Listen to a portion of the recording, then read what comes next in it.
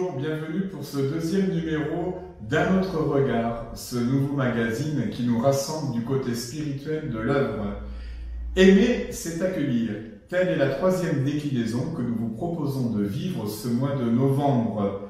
L'évangile du 25 octobre nous replace directement sur Aimer, c'est accueillir. En effet, le docteur de la loi pose la question à Jésus, quel est le plus grand des commandements? Et Jésus lui répond, tu aimeras le Seigneur ton Dieu de tout ton cœur et de toute ton âme, et en rajoutant immédiatement, et ton prochain comme toi-même. Ton prochain, qui est-il? Celui avec qui nous vivons, avec qui nous partageons notre vie, notre travail, nos joies, nos peines, nos angoisses et nos souffrances. On ne peut pas aimer Dieu sans aimer son prochain. Et aimer notre prochain, c'est sans aimer notre prochain, sans aimer Dieu. En tant que baptisés, nous appartenons à une grande famille spirituelle qui nous donne des prochains, tous faits à l'image de Dieu. Nous sommes donc appelés à accueillir nos prochains comme des dons de Dieu. L'œuvre, les jeunes et la chapelle est une communauté de prochains où chaque jeune, chaque adulte doit être accueilli avec tout ce qu'il est, ses qualités, mais aussi ses défauts. Qui sommes-nous pour juger? Notre jugement parfois nous renferme sur nous-mêmes et renferme bien souvent la personne critiquée dans une image qui est bien souvent faussée. Gardons-nous de donner des étiquettes qui blessent les personnes. Nous avons le devoir d'accueillir et d'aimer notre prochain tel qu'il est, en vérité.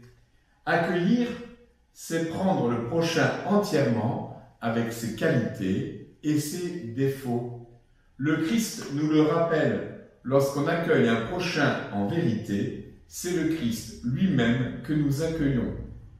Le Christ a choisi d'être notre frère, de partager notre vie.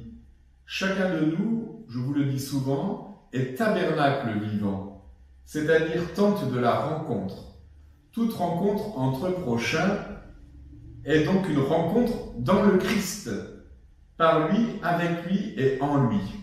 Pendant ce mois de novembre où nous célébrons la fête de la Toussaint, pensons à accueillir tous ceux qui nous entourent, avec lesquels nous vivons, où nous partageons des expériences, comme des prochains, comme dons de Dieu. C'est uniquement de cette manière que se construit une communauté en vérité. Tout de suite, notre prochaine séquence, notre invité. Dans la nouvelle partie de notre émission, aujourd'hui, on a le plaisir d'accueillir Madame Bracco-Vidil. Bonjour. Bonjour. Madame Bracco est l'administratrice de Tu sais que tu es dans Doom, une page de 4000 abonnés. Pourquoi? Mais tout simplement parce qu'on me l'a demandé. C'était des jeunes qui avaient créé cette page, entre autres Stéphane Raffaelli, qui est du quartier. Et il m'a demandé, puisque j'étais à la retraite, si je voulais bien m'occuper de ce groupe. Ce que je fais volontiers depuis 7 ans. Une page qui est alimentée pratiquement tous les jours par les abonnés et avec beaucoup de discussions très intéressantes et qui relèvent souvent les publications de l'œuvre. Alors, vous avez été institutrice très longtemps à l'école de la Roseraie, une belle expérience. Combien de temps? Bon, je suis restée 20 ans à la Roseraie, dans les classes de CM1 et CM2. J'ai fini ma carrière en CM1. Très bien. Et qu'est-ce qui vous a le plus plu dans votre carrière d'institutrice?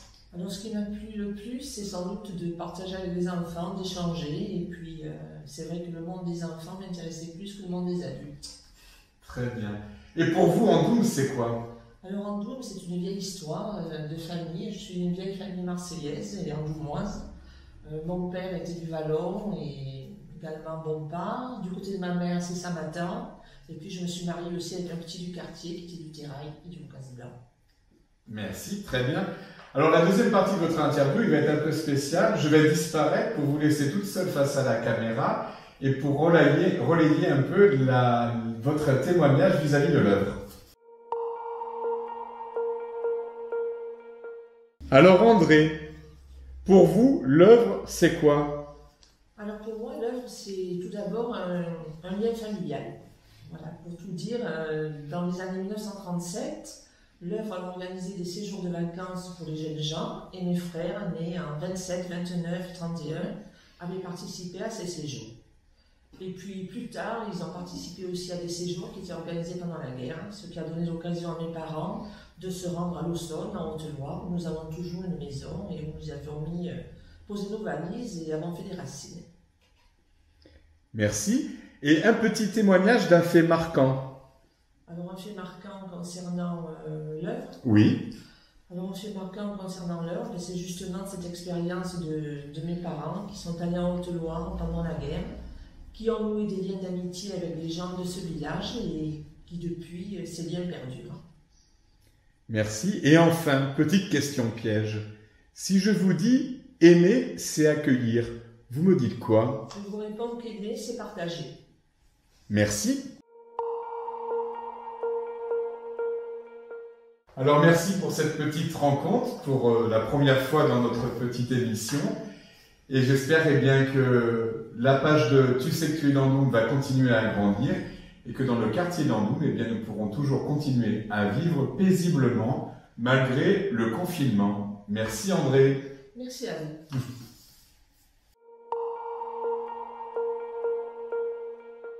Merci à Madame André Bracco-Vidil d'avoir participé pour la première fois à notre face caméra de l'œuvre. Le prochain invité, ce sera au mois de janvier, le mois prochain. Nous essaierons de réfléchir ensemble à la fameuse question « Comment vivre l'Avent en famille ?» Mais pour le moment, je vais accueillir un nouvel invité. Il est le supérieur de l'œuvre, il est grand de l'œuvre et il est aussi un des présentateurs et animateurs du MAC de l'œuvre. J'ai le plaisir d'accueillir Bilal. Bonjour Bilal. Bonjour père. Alors Bilal, si tu es là aujourd'hui, c'est pour nous parler du MAC de l'œuvre. Pourquoi ce MAC? Alors pourquoi ce MAG? Il y a un peu plus d'un an maintenant, avec vous et Olivier, on a eu l'idée de lancer le MAG. D'une part pour informer les parents et amis de l'œuvre d'une autre manière sur les événements que l'on vit à l'œuvre et les événements à venir. D'autre part, c'était aussi pour nous dans le but d'informer et de faire un retour sur les parents, sur ce que les enfants vivaient à l'œuvre, les différentes colonies, tournois de foot, activités, dimanches de rassemblement.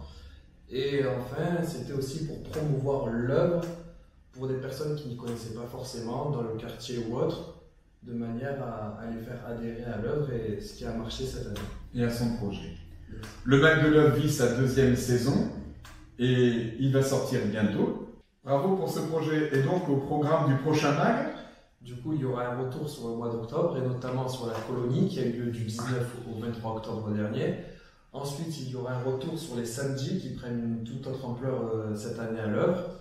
Et enfin, un retour sur le dimanche de rassemblement et la remise des charges. Merci Bilal.